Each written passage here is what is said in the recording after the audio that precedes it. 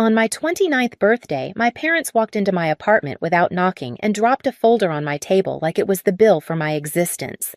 My father laughed first, the soft, satisfied kind that fills a room faster than smoke.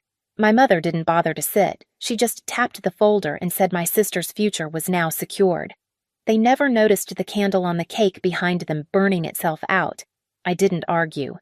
I didn't even ask why. I only asked one question in my head. How long until they realized what they took wasn't mine to lose? I learned early that silence was easier than asking for anything. Growing up, our house always sounded like someone else's life. My sister Grace's piano lessons echoing down the hallway, my mother cheering from the kitchen, my father's voice booming with plans made for her, never with her. I moved around that noise like a shadow, careful not to interrupt the music of their expectations. Money was the first thing they took without asking. I was 17 when my father borrowed the savings from my part-time job. He stood at the doorway, jingling his keys, saying it was for something important. He never told me what. My mother told me not to be dramatic, that families shared everything. Grace got a new dress that week. I figured out the math on my own. By 20, I'd learned to keep my victories small. When I got my first certification in data security, my father skimmed the paper and asked if I could fix his password problems instead. My mother changed the subject to Grace's internship. At dinner that night, only one story mattered, and it wasn't mine. So I worked. Quietly, consistently. Every extra hour I stayed at the office, every freelance job I picked up every weekend, I said no to invitations. I funneled it all into a savings account the way some people write diaries. Numbers became my timeline. My 20s passed inside spreadsheets no one else would ever read. I lived in a cheap studio then. The walls were thin, the heater rattled, and I had to tape the window frame in winter so the wind wouldn't whistle through. Still, every month I transferred what I could, $100, $300, sometimes $1,000 when a bonus came through. I'd watch the balance rise slowly like water filling a cracked glass, never fast, never clean, but steady. The misleading part was how proud I felt. Not because of the money itself, but because it was mine. Something untouched. Something no one had rewritten or redirected to Grace. I carried that account like a secret proof that I wasn't entirely invisible. But each year, my family found new ways to remind me where I stood. Grace's graduation party lasted a week. Mine ended before the cake melted. At her first job celebration, relatives toasted to her bright future. When I earned a promotion, my father handed me a list of bills he needed me to cover just this month. My mother smiled in that soft, pitying way and said I didn't mind helping. Everyone nodded, assuming generosity was my personality instead of my only choice. The worst moment came 6 years ago. I had just finished a major project, the kind that changes careers. I walked into my parents' living room expecting, even hoping for a small acknowledgement. Instead, they were already mid-conversation about Grace's newest idea. I stood there holding my folder like a guest who'd arrived at the wrong house. That was the day I learned my place in this family. Not the star. Not even the supporting role. Just the resource they'd forgotten could run out. My father pushed the folder across my kitchen table like he was delivering paperwork I had already agreed to. The edges were worn as if someone had handled it many times before bringing it to me. My mother didn't sit. She drifted behind him, arms folded, eyes scanning the apartment the way people inspect a hotel room they don't plan to stay in long. I opened the folder because staying still was the only thing I trusted myself to do. The first page was a withdrawal confirmation. The number at the bottom didn't make sense at first. My brain refused to attach meaning to something so clean, so absolute. $2,900,000. 10 years of extra hours, skipped holidays, saved bonuses, paychecks divided into careful portions, all gone in a single signature.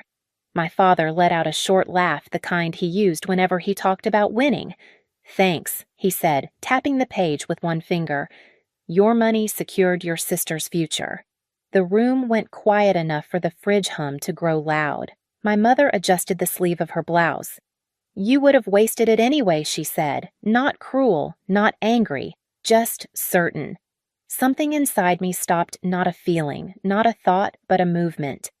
A pause. The kind that happens when a person finally sees the truth without its excuses. Grace wasn't there, but I could hear her name in every word they said. Her future, her needs, her world. Mine wasn't mentioned. Not once. I felt my hand hovering above the folder, frozen in a half step toward something that no longer existed. I lowered it slowly, the way someone might set down an object that isn't theirs. They kept talking. Plans, timelines, a renovation Grace wanted for her business, a thank you dinner they assumed I'd attend. Each word floated past me like I was just the wall absorbing their voices. I didn't argue. I didn't ask why. Those were habits from a version of me they had trained too well. Instead, I let the silence sit between us, heavy, deliberate, unmistakable. Then I did the one thing they never expected. I laughed too. Not loudly, not mockingly. Just a quiet exhale shaped into a sound they mistook for surrender. But it wasn't surrender. It was the moment I stopped pretending they were ever going to see me. I laughed because what they took wasn't my real savings. The folder they dropped on my table held numbers they believed belonged to me. And technically, they had, for a while. Long enough for them to trust the balance to assume it was the only account I had. Long enough for confidence to make them careless. They thought they understood everything about how I lived, practical, quiet, predictable. They never understood the way I prepared. 3 years earlier, on a late night in my office, I created a parallel structure, a decoy account that mirrored my real savings and pattern, only deposits at consistent intervals, amounts reasonable enough to pass as authentic transfers in a cadence identical to the way I'd built my life. But its purpose was never to be spent. It existed to be touched by the wrong hands. On the morning after my birthday, the apartment was silent again. The folder sat exactly where my father had pushed it, its corner slightly bent from where my thumb had rested. I made coffee, watched the steam rise, and set the mug beside my laptop. It was a small ritual, the kind that steadies a room. I opened my logs. Every transfer ever made to the decoy account was organized in a spreadsheet with timestamps, notations, and a color-coded column for expected behavior. I had mapped the exact moment when a suspicious withdrawal would trigger a fraud alert from the system I'd helped design years before. The flags were already active. The moment they'd accessed that money, the algorithm would start its quiet work. The real savings, untouched, lived somewhere else entirely. I scrolled through the audit trail. I'd built the replication of deposit patterns, the mirrored balances, the deliberate absence of any personal bills or payments that would tie the account to my daily life. It was clean, suspiciously clean. And that was the point. My parents had taken something that looked like a life's worth of work, not knowing it had been engineered for exactly this. I sent a single text to my lawyer. They accessed the flagged account. A moment later, proceed.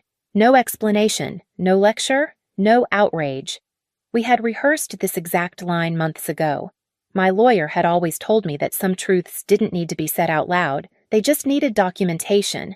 I closed the messages and opened another folder labeled quietly in my computer records. Inside were statements, payments, transfers, copies of emails, and snapshots of balances from the last decade. Everything I'd ever put away for myself was detailed in clean rows. I added the newest screenshot, the decoy account balance, at 0. For a moment, the cursor blinked in the middle of an empty cell, a small pulse of light. I exhaled slowly and shut the window. The next action was simpler than I'd imagined. I opened my banking app and removed my parents from every auto payment they'd asked me to temporarily cover over the years. I had kept them going out of habit, not loyalty. One by one, I canceled the scheduled payments, insurance, utilities, a monthly contribution they insisted was for family emergencies. Each cancellation made a soft clicking sound. It was the quietest boundary I had ever drawn. I opened my notebook and wrote a list, not of what they owed me, but of what I no longer owed them. The list was short, shorter than I expected. I crossed the last line with a single stroke of my pen. At work, the office lights were their usual fluorescent white flat and steady. Noah passed by my desk that afternoon, balancing his lunch and a stack of reports. He glanced at me, then at my screen, then offered a quiet nod as if sensing something in my posture that hadn't been there before. I returned the nod, nothing more. I spent the rest of the day reviewing a proposal for an upcoming contract, double-checking encryption requirements and access flows. My focus felt sharp, almost unnaturally so. When the office quieted toward evening, I leaned back in my chair and opened a folder of personal notes I'd been keeping for years, ideas for my own project strategies I'd never shown my parents because they would have dismissed them as unrealistic. I reread every line, not with longing, but with clarity. At home that night, I poured a glass of wine and sat at my dining table. The folder they had brought still lay nearby.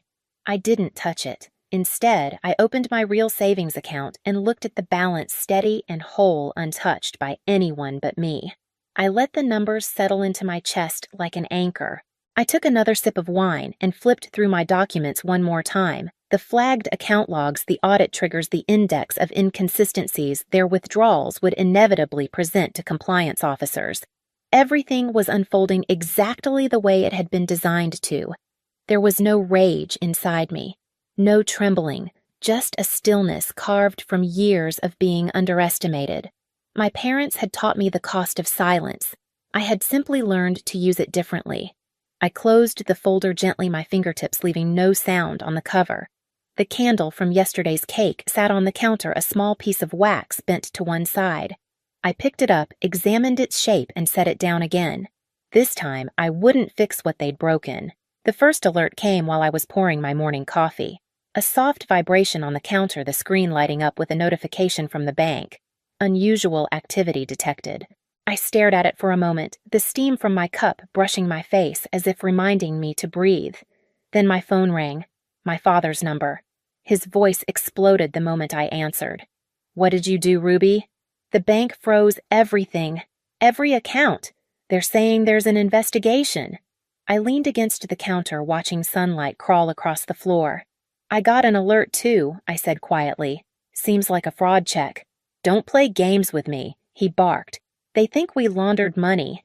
They're reviewing transfers. They're asking questions about patterns." Patterns. The exact thing I'd built the trap around. Before I could respond, my mother's voice bled through the speaker, high and frantic. "Fix this, Ruby. You're ruining our reputation." Grace is in tears. "Your father can't breathe."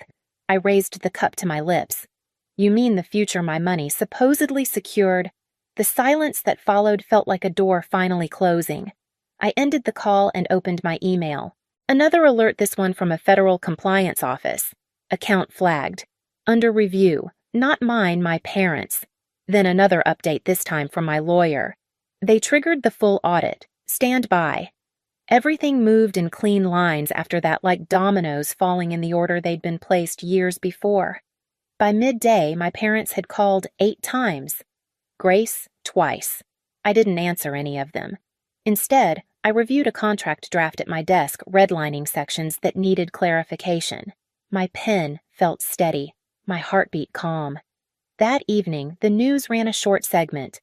Local couple under investigation for suspected financial misconduct. The camera caught my parents outside their home, my father arguing with someone off-frame, my mother shielding her face from the reporter's questions. Their expressions were a mirror image of the arrogance they'd worn in my apartment. Only now the confidence was gone. I watched the screen in silence, letting their voices fade into background noise. The room felt still lit only by the glow of the TV. The next morning brought escalation. A hard knock rattled my apartment door, urgent, uneven. I opened it to find my mother standing there, hair unbrushed, perfume mixed with panic.